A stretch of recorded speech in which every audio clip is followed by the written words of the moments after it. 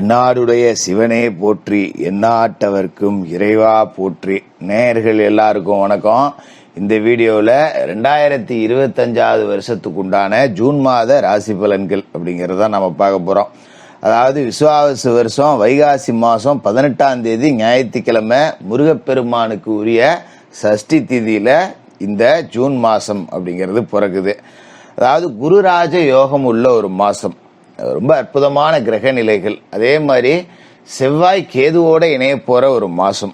இவ்வளவு முக்கியமான அம்சங்கள் அப்படிங்கிறது இருக்கு.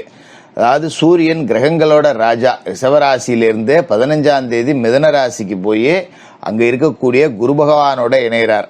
செவ்வாய் கடகராசியில நீசமடைஞ்சிருந்த அவரு இந்த மாசம் 8ஆம் தேதி பலமடைஞ்சு சிம்மராசிக்கு போறாரு. அங்க போய் ஞான காரகன் விஷமற்ற பாம்பு கேதுவோட இணைகிறார். புதன் ரிஷபராசியில இருந்துட்டு 2ஆம் தேதி மிதன ராசிக்கு போய் குருவோட இணைகிறாரு. 22ஆம் தேதி கடகராசிக்கு போறாரு.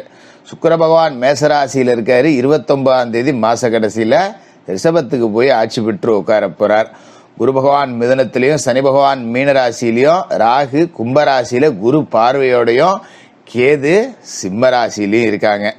இந்த கிரக நிலைகள், இந்த குரு ராஜ யோகம், இந்த செவ்வாய் கேதுவோட சேர்க்கை, இது உங்களுக்கு பலனை கொடுக்க போகுதா, பாதிப்பு கொடுக்க போகுதா, என்னென்ன மாதிரியான பலாபலன்கள் கொடுக்க போகுது அப்படிங்கிறத துல்லியமா உங்களுக்கு கொடுக்குறேன். நம்மளோட சேனலை எல்லாரும் சப்ஸ்கிரைப் பண்ணிருங்க. ஜோதிட தகவல்கள் உங்களுக்கு ரொம்ப துல்லியமா வந்து சேரும். கன்னிராசி நேயர்களே, உங்களுக்கு இந்த ஜூன் மாசம் எப்படி இருக்கு அப்படின்னு பாத்தீங்கன்னா, கண்டச்சனியோட ஆதிக்கத்துல நீங்க இருக்கீங்க. அதோட உங்களோட ராசிநாதன் புதன் மாச தொடக்கத்துல ரிஷபராசியில இருக்காரு. 2ஆம் தேதி மிதன ராசிக்கு போய் ஆட்சி பெற்று உட்கார போறாரு. 22ஆம் தேதி லாபஸ்தானமான கடகராசிக்கு வர போறாரு. அப்ப 9ஆம் இடம் 10ஆம் இடத்துல ஆட்சி, அதன் பிறகு 11ஆம் இடம் லாபஸ்தானம். இந்த 3 இடத்துக்கு ராசி அதிபதி புதன் அப்படிங்கிறவரு வர போறாரு. அதோட பாத்தீங்கன்னா 6ஆம் இடத்துல ராகு, கடனை கொடுக்கக்கூடிய இடத்துல, பகையை கொடுக்கக்கூடிய இடத்துல, நோய் நொடியை கொடுக்கக்கூடிய இடத்துல ராகு இருந்தாலும் நல்ல வேலையா குரு பார்க்க புனிதப்பட்டதால உங்களுக்கு பெரிய அளவுல கடன் வர பிரச்சனை இருக்காது. 10 ரூபா கடன் இருந்தாலும் உடனே நாளைக்கே எடுத்து வை, இன்னும் 10 நாள்ல எடுத்து வை அப்படின்னு கேட்கக்கூடிய அளவுக்கு எந்த கடனும் இல்லை. இந்த அரிகடைங்கிறது இல்லை. 10 ரூபாய் இருக்கு, அடைச்சிக்கலாம், ஒன்றும் பிரச்சனை இல்லை. ஏதோ சம்பாரிச்சு மாசம் கொஞ்சம் கொடுப்போம், இல்லை ஒரு நகை நட்டு பேங்க்ல தான் வச்சிருக்கோம், வட்டி கட்டிட்டு இருக்கோம், மூட்டுவோம் போய்க்கும் வந்துவோம் அப்படிங்கிற மாதிரி கிட்டக்க அண்டாத பிரச்சனைகளாக தான் இருக்கும். பிரச்சனை இருக்கு, கிட்டக்க அண்டலைங்கிறது தான் கணக்கு சொல்லுது. அதோட இந்த மாசத்தை பொறுத்த வரைக்கும் பாத்தீங்கன்னா, மிதுன ராசியில மாசம் தொடங்கி 2ஆவது நாள் ஆட்சி பெற்று உட்கார போறாரு புதன், ராசி அதிபதி. சொந்த வீட்டுல உட்கார்றார். அவருக்கு உங்க வீடு சொந்த வீடு தான், மிதனமும் சொந்த வீடு தான். 10ஆம் இடத்துல அவர் போய் ஆட்சி பெற்று உட்கார்ந்துருக்காருங்கும் போது ரொம்ப துணிச்சலா சில முடிவுகள் எடுப்பீங்க. மனக்கசப்புகள்லாம் மாறும். என்ன 10ல் குரு, பதவியில் மாற்றம். நல்ல மாற்றமா கெட்ட மாற்றமா? இந்த பக்கம் பாத்தீங்கன்னா ராகுவும் சனியும் சரியில்லைங்கிறப்ப கெட்ட மாற்றம். ஆனா புதன் போய் அங்க ஆட்சி பெற்று உட்கார்ந்துருக்காருல, குருவுக்கு வீடு கொடுத்த புதன் ஆட்சியோட உட்கார்றாரு அப்படிங்கிறப்ப தொழில் ரீதியான வளர்ச்சி உச்சத்தை தொடுங்கிறது தான் கணக்கு சொல்லுது. அதனால இந்த 10ஆம் இட குரு அப்படிங்கிறவரு உங்களுக்கு வித்தியாசமான நன்மைகள் அப்படிங்கறத செய்வாரு. அதோட 15ஆம் தேதிக்கு மேல சூரிய பகவான், கிரகங்களோட ராஜா சூரிய பகவான் அங்க போய் குருவோட இணைஞ்சு குருராஜ யோகம் அப்படிங்கறத கொடுக்கிறாரு. அப்ப 10ஆம் வீடு அப்படிங்கிறது உங்களுக்கு சிறப்பான முறையில வலுவடையுது. சொந்த தொழில் தொடங்குறீங்களா, தொடங்குங்க, நல்லபடியா இருக்கும். என்ன கேட்டா 100% சொல்லுவேன். ஒரு இடத்துல வேலை செய்யறேன் ஜோசியர, எனக்கு ஒன்றும் பெருசா வருமானம் இல்லை, விசுவாசமா தான் வேலை செய்யறேன், ஆனா சம்பளம் கூடுதலா கொடுக்க மாட்டேங்கிறாங்க, அல்ல அர்ஜென்ட்டுக்கு 2 நாள் லீவு போட முடியல, நிறைய குடும்பத்துல நிறைய சுப நிகழ்ச்சிகள், சொந்த பந்தங்களோட முக்கியமான விசேஷங்களுக்கு கூட லீவு கொடுக்க மாட்டேங்கிறாங்க, என்னோட நேரமே என்னமோ தெரியல, எங்க ஓனர் வீட்லயும் அன்னைக்குதான் ஏதாவது அவங்க சொந்த பந்தத்திலயும் விசேஷமா இருக்குது, அப்ப அவங்க அங்க போறப்ப நானும் அங்க இருக்க வேண்டியதாகி போகுது, எனக்கு லீவு கிடைக்க மாட்டேங்குது ஜோசியர அப்படின்னு புலம்புறவங்களாம் சொந்த தொழிலுக்கு வந்துடலாம். எத்தனை நாளைக்கு தான்டா இன்னொருத்தண்ட முட்டி அடிச்சு இன்னொருத்தனுக்கு சம்பாரிச்சு ஓட்டிக்கிட்டு இருக்கிறது? நம்ம எவ்வளவு நாளைக்கு தான் இன்னைக்கு நம்ம புழுக்க ஒளி அடிக்கிறது? நமக்கு நாம உழைப்போம் 10 ரூபா அப்படின்னு நினைச்சு சொந்த தொழில் தொடங்குறோங்கிற எண்ணம் உள்ளவங்க தாராளமா வெளியில வரலாம். இந்த மாசத்துல தொடங்கக்கூடிய தொழில் உங்களுக்கு நிரந்தரமாகவும் இருக்கும், நல்ல வருமானத்தையும் 10 ரூபா கூடுதலா கொடுக்குங்கிறது தான் கணக்கு சொல்லுது. அப்ப சொந்த தொழில் தொடங்கணும்னு நினைக்கிறவங்க தாராளமா தொடங்குங்க, எந்த விதமான தப்பு அப்படிங்கறதும் இல்லை. அதோட இந்த மாசம் 22ஆம் தேதி கடகராசிக்கு புதன் வரப்போறார். கடகராசிக்கு வர்ற புதன் உங்களோட ராசிக்கு லாப வீடு அப்படிங்கிறதால நிறைய நன்மைகள் அப்படிங்கிறத செய்வாரு.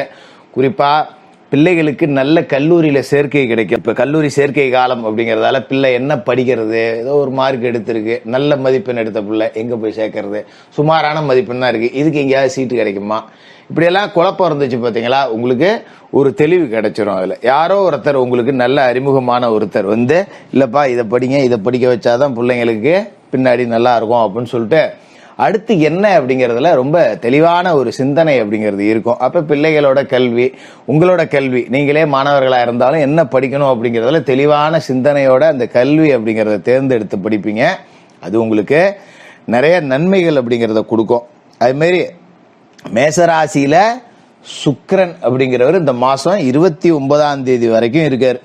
அதோட அங்க இருந்துகிட்டு அவரோட வீட்டை அவரே பார்ப்பார். உங்களோட ராசிக்கு 2ஆம் வீடு துலா ராசியை பார்ப்பார். அப்ப 2ஆம் வீடுங்கிறது பலம் அடைகிறதுங்கிறதால காசு பணம் சிறப்பா இருக்கும். அது மாதிரி பகை குணம், நம்ம கிட்ட சண்டைக்கு வர்றவனுங்கிறவங்க கூட நம்மளை பார்த்தா விலகி போடுவோம். சே இவங்கிட்டயாடா சண்டைக்கு வந்தோம், பார்த்தா நல்லவனா இருக்கான், ஐயா நம்ம தான் தப்பா நினைச்சுக்கிட்டோம் அப்படின்னு சொல்லிட்டு விலகி போவான். அது மாதிரி உங்களை மேல கடுப்பா இருந்திருப்பாங்க மேல் மட்டத்துல உள்ள அதிகாரிங்க.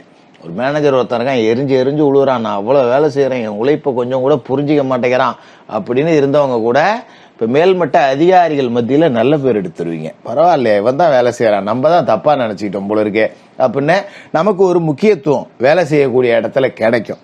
அது எல்லாத்தையும் கொடுக்கறது தான் இந்த மேசராசியில இருக்கிற சுக்கிரன்.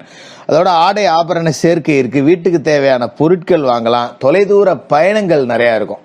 ஒரு ரொம்ப நாளா நினைச்சுக்கிட்டு இருந்த பயணம் இருக்கும்.